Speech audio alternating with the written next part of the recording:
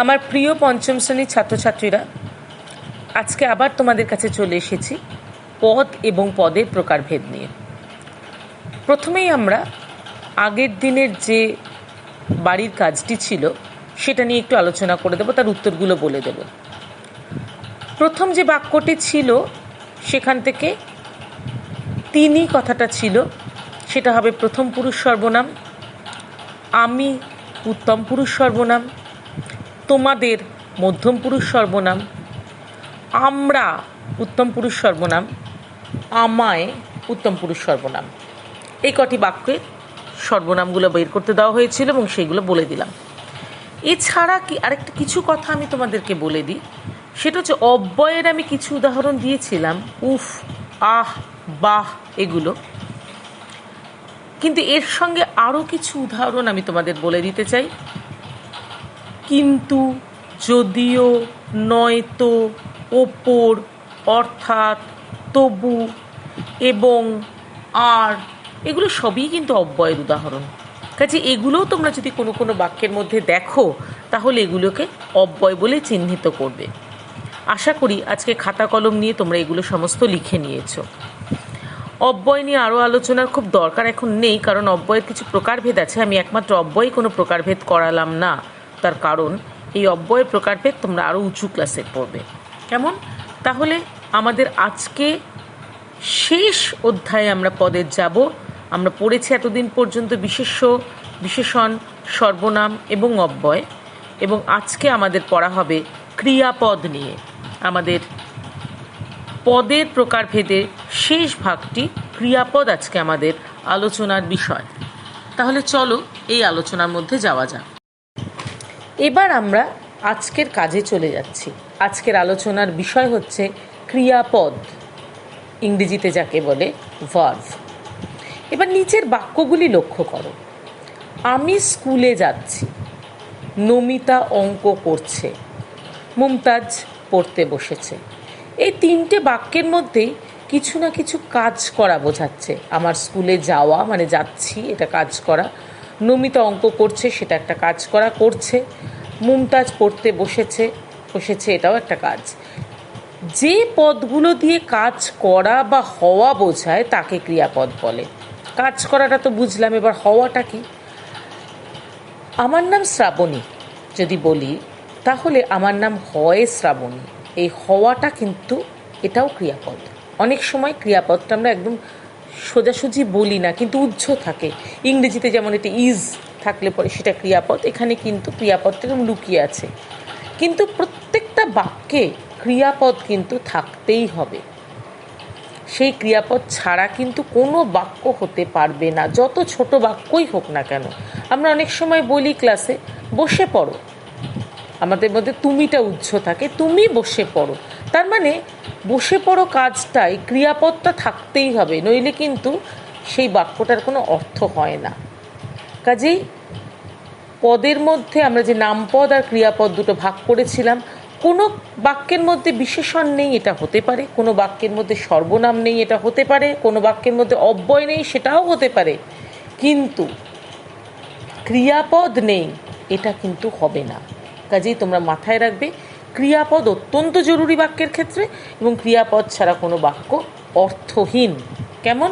তাহলে আমরা ক্রিয়াপদ কাকে বলে এটা বুঝলাম। যে পদগুলো দিয়ে কাজ করা বা হওয়া বোঝায় তাকে ক্রিয়াপদ বলে। এবার আমরা ক্রিয়াপদের ভাগগুলো নিয়ে আলোচনা করব। ক্রিয়াপদকে আমরা দু রকমভাবে ভাগ করব, একটা অর্থের সম্পূর্ণতা অনুযায়ী, আরেকটা কর্মের উপস্থিতি দিয়ে। অর্থের সম্পূর্ণতা মানে কি হলো? মানে যে ক্রিয়াপদ দিয়ে আমরা কোনো বাক্যে অর্থটা সম্পূর্ণ মানে কমপ্লিট হলো, আবার কোনো ক্ষেত্রে বাক্যটার অর্থটা কমপ্লিট হলো না, অসম্পূর্ণ থাকলো। এইটাতে কোনটাতে অসম্পূর্ণ থাকলো, কোনটাতে অসম্পূর্ণ থাকলো, এইগুলোর মধ্যে দিয়ে ক্রিয়াপদটাকে দুই প্রকারে ভাগ করা হয়। একটা হচ্ছে সমাপিকা ক্রিয়া, আরেকটা হচ্ছে অসমাপিকা ক্রিয়া। কেমন?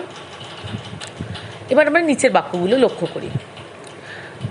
মমতা বই পড়ছে, আমি বাড়ি যাব, অনিল মাঠে খেলছে।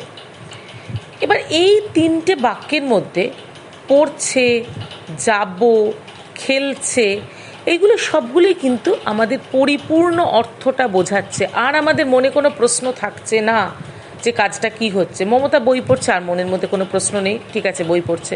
আমি বাড়ি যাব, অর্থ একদম সম্পূর্ণ, কোনো রকম মনের মধ্যে আর প্রশ্ন নেই। অনিল মাঠে খেলছে, এর মধ্যে আর কোনো প্রশ্ন নেই। তাহলে তিনটেতেই যখন সম্পূর্ণভাবে বাক্যের অর্থটা পরিষ্কার হয়ে যাচ্ছে আমাদের মনের মধ্যে, সেই ক্রিয়াপদগুলোকে বলা হচ্ছে সমাপিকা ক্রিয়া। অর্থ সম্পূর্ণ হচ্ছে যে ক্রিয়ায়, সেটা হচ্ছে সমাপিকা ক্রিয়া। কাজেই তোমরা এটা নিশ্চয়ই বুঝতে পারছো যে ক্রিয়াপদের যে দুটো ভাগ, প্রথম ভাগটা যে সমাপিকা ক্রিয়া, সেই সমাপিকা ক্রিয়া মানে হচ্ছে যেখানে অর্থ সম্পূর্ণভাবে প্রকাশিত হচ্ছে কোনো বাক্যের মধ্যে দিয়ে, সেটাই হচ্ছে সমাপিকা ক্রিয়া। সমস্ত বাক্যে এরকম উদাহরণ পাওয়া যায়, বেশিরভাগ বাক্যেই। কিন্তু সমাপিকা ক্রিয়া ছাড়া কিন্তু কোনো বাক্য হবে না, অর্ধেক অর্থ দিয়ে কোনো বাক্য হবে না। সমাপিকা ক্রিয়া একটা বাক্যে খুব জরুরি, সেটা লাগবেই। কেমন? এবার নিচের বাক্যগুলি আবার লক্ষ্য করো তোমরা। আমরা আগে পড়েছিলাম সমাপিকা ক্রিয়া, মানে অর্থ সম্পূর্ণ হচ্ছে। এবার আমরা পড়ব অসমাপিকা ক্রিয়া, তার মানে যেখানে অর্থ সম্পূর্ণ হচ্ছে না।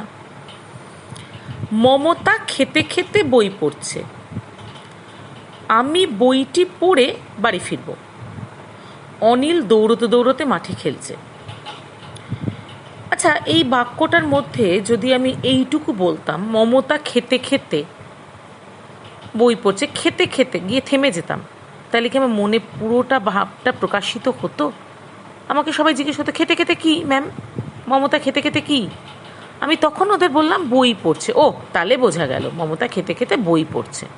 আমি যদি এরকম করে বলতাম আমি বইটি পড়ে, সবাই আমাকে বলতো বইটি পড়ে কি হবে ম্যাম, কি করবেন বই পড়ে? আমি বলতাম আমি বইটি পড়ে বাড়ি ফিরব। তখন সবাই একটু শান্তি পেত, ও ম্যাম বইটা পড়ে বাড়ি ফিরবেন। অনিল দৌড়তে দৌড়তে মাঠে খেলছে। আমি যদি বলতাম অনিল দৌড়তে দৌড়তে বলে থেমে গেলাম, সবার মনের মধ্যে প্রশ্ন আসবে দৌড়তে দৌড়তে কি পড়ে গেল, না লাফালো, না কি হলো? আমি বললাম অনিল দৌড়তে দৌড়তে মাঠে খেলছে। তখন বোঝা গেল ও তাহলে মাঠে খেলছে দৌড়তে দৌড়তে। এই যে পড়ে, খেতে খেতে, দৌড়তে দৌড়তে, এই সবগুলো পরিপূর্ণ অর্থ বোঝাচ্ছে না। একটা ক্রিয়ার পরিপূর্ণ অর্থ বোঝাচ্ছে না।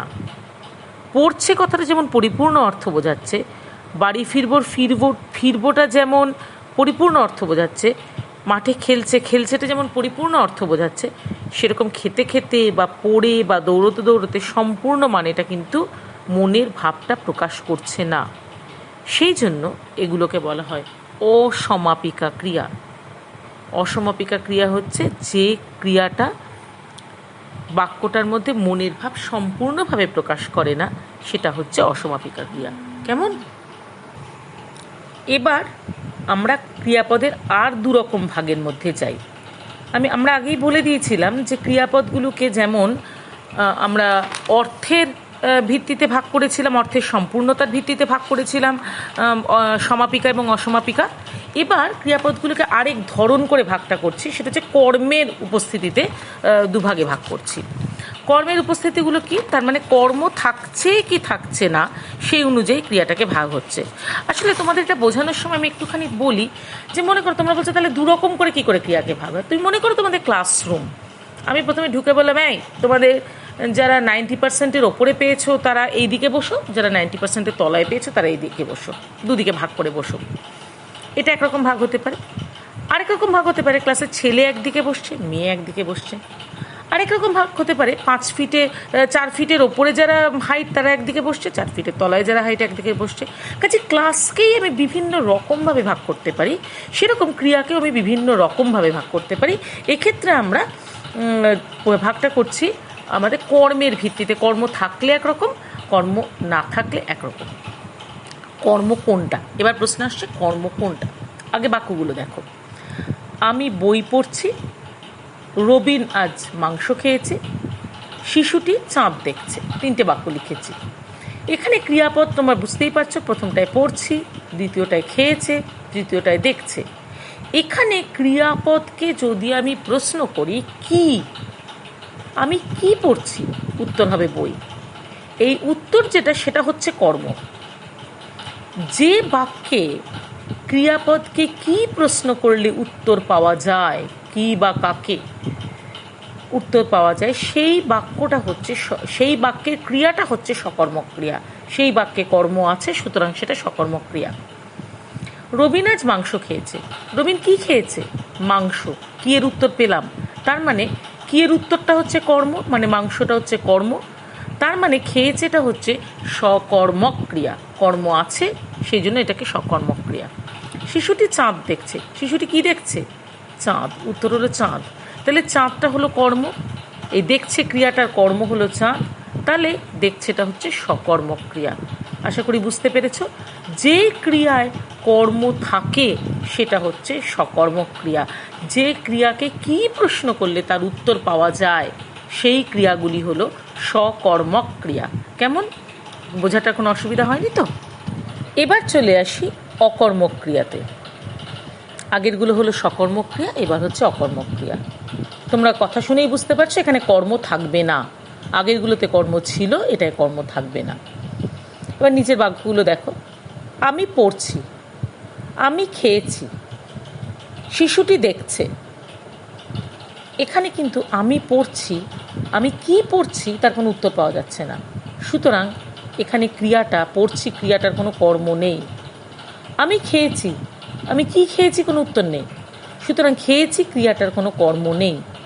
শিশুটি দেখছে, কি দেখছে, কোনো উত্তর নেই, সুতরাং দেখছে ক্রিয়াটার কোনো কর্ম নেই। তার মানে পড়ছি, খেয়েছি, দেখছি এগুলি সব অকর্মক ক্রিয়া, যেগুলোতে কোনো কর্ম নেই। আগেরগুলি ছিল সকর্মক ক্রিয়া এবং এগুলি হচ্ছে অকর্মক ক্রিয়া। তাহলে ক্রিয়ার এই দুটি ভাগ তোমরা আশা করি বুঝতে পেরেছ, কর্মের উপস্থিতিতে অকর্মক ক্রিয়া আর সকর্মক ক্রিয়া। এবার আমরা অনুশীলনীতে আসি। কিছু কাজ দেই, যে কাজগুলো তোমরা বাড়িতে করবে। কিছু বাক্য দিলাম, এই বাক্যগুলোর মধ্যে কোনটা অসমাপিকা ক্রিয়া আর কোনটা সমাপিকা ক্রিয়া দুটো বলতে হবে। আমি ভাত খেয়ে স্কুলে যাব। খেয়ে। নমিতা গান গাইতে গেল। গাইতে। তিনি আজ কলকাতা যাবেন। যাবেন। সুতপা বাড়ি ফিরেছে। ফিরেছে। এই চারটি বাক্যের মধ্যে কোনটা সমাপিকা ক্রিয়া, কোনটা অসমাপিকা ক্রিয়া এর মধ্যে বার করা যাবে, কিন্তু আমি যেগুলোকে বললাম, যেমন প্রথম বাক্যের মধ্যে দুটি ক্রিয়া আছে, খেয়ে এবং যাব, আমি খেয়েটাকে এখানে বলেছি। নমিতা গান গাইতে গেল, এখানে আমি গাইতেটা বলেছি। তিনি আজ কলকাতা যাবেন, যাবেনটা করবে, এবং সুতপা বাড়ি ফিরেছে, ফিরেছেন। প্রথম দুটি বাক্যের মধ্যে যাবে এবং গেল এই দুটোকেও একটু দেখিয়ে দিও এটা কোন ধরনের ক্রিয়া, সমাপিকা না অসমাপিকা। তাহলে প্রথম বাক্য দুটোর মধ্যে খেয়ে আর যাব দুটো, আর গাইতে আর গেল, খেয়ে যাব গাইতে গেল, আর তৃতীয় চতুর্থর মধ্যে যাবেন আর ফিরেছে। কেমন, এটুকু তাহলে দেখে নিলে, এটা পরের দিন কাজটা মিলিয়ে দেবো। এবার আরও কয়েকটা বাক্য দিলাম, যেখান থেকে তোমরা অকর্মক এবং সকর্মক দুটি বার করবে, দুটো ক্রিয়াই বার করবে। আমি আজ বাংলা বই পড়ছি। এখানে পড়ছি। মা রান্না করছেন। করছেন। দিদি গাইছে। গাইছে। উষা খাচ্ছে। খাচ্ছে। এখানে পড়ছি, করছেন, গাইছে, খাচ্ছে, এই চারটি ক্রিয়াপদ কোনটি অকর্মক আর কোনটি সকর্মক এটা তোমাদেরকে বলতে হবে। পরীক্ষায় এই ধরনের প্রশ্নই আসবে, কিছু বাক্য দেওয়া থাকবে এবং সেখান থেকে কোনটি সমাপিকা, কোনটি অসমাপিকা, কোনটি অকর্মক, কোনটি সকর্মক, এগুলোকে বাছতে হবে। তোমাদের এর মধ্যে কোনো ডেফিনেশন বা সংজ্ঞা আসবে না। তোমাদের ক্লাসে তোমাদের ক্লাস লেভেলে, মানে পঞ্চম শ্রেণীর লেভেলে তোমাদের এইগুলো বেছে নেওয়াটাই হচ্ছে মূল কাজ। তাহলে আজকে আমাদের ক্রিয়াপদ এই অবধি, মানে পদও পুরো শেষ হয়ে গেল আজকের কাজের মধ্যে। যদি পদ বুঝতে অসুবিধা হয় আমাকে তোমরা আবার জানাবে, আমি তোমাদের আবার একটা ক্লাসে বুঝিয়ে দেবো।